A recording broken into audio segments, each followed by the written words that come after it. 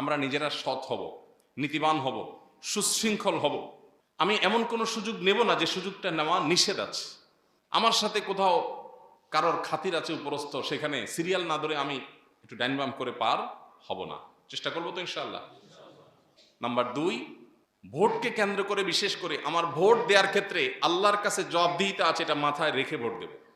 অতএব এই দেশের ভালো কিছু যা হয়েছে সেটা যেরকম আমাদের কর্মের ফল, যত মন্দ যত অনিয়ম আছে সেগুলো সব আমাদের কর্মের ফল। আমাদের সারা বছর 5 বছর জনগণের কিছু করার থাকে না, এই একটা সময় একটু কিছু করার থাকে। অতএব আমার ভোট দিতে গিয়ে, আমার নির্বাচন কেন্দ্রিক পদক্ষেপ নিতে গিয়ে, সিদ্ধান্ত দিতে গিয়ে, মতামত দিতে গিয়ে আমি যেন আল্লাহর ভয় মাথায় রেখে চলি। আল্লাহ আমাদের সবাইকে সেই তৌফিক দান করুন।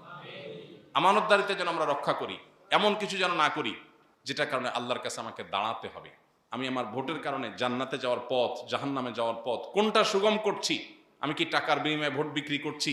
আমি কি বায়াসের ভিত্তিতে করছি, নাকি আমার বিবেকের কাছে আল্লাহর কাছে জবাবদিহিতার জায়গা থেকে আমার সঠিক সিদ্ধান্ত, আল্লাহ আমাকে যেটা বোঝার তৌফিক দিয়েছেন সেটা আমি নিতে পারছি?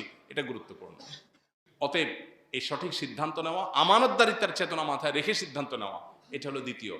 নাম্বার 3, আমরা নির্বাচনকে ঘিরে বা নির্বাচনের আগে পরে যে সমস্ত জুলুম, সহিংসতা, দখলদারিত্ব, মাস্তানি, অন্যায় আচরণ যা কিছু এই সমাজে হয়, যেগুলো দেখতে দেখতে আমরা অভ্যস্ত হয়ে গেছি, আর যাই হোক, আমি কোনো দলের প্রতি আনুগত্য আমার থাকতে পারে, এমনকি কোনো ইসলামিক দলের প্রতি আনুগত্য থাকতে পারে, কিন্তু আমি এমন কিছু করব না যেটা আমার আল্লাহ এবং তার রাসূল নিষেধ করেছেন। যদি সেটা দিনের খাতিরেও করি আমি, তারপরে সেটা আমার গুনাহের কারণ হবে।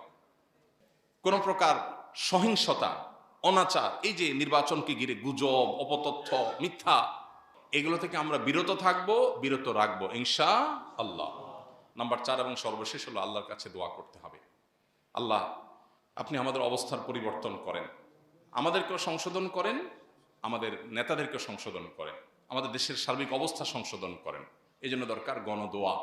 আল্লাহ তাআলার কাছে, আল্লাহ রাব্বুল আলামিনের কাছে কায়মন বাক্যে দোয়া করি, আরশে আজিমের মালিক আপনি আমাদের অবস্থার পরিবর্তন করে দিন।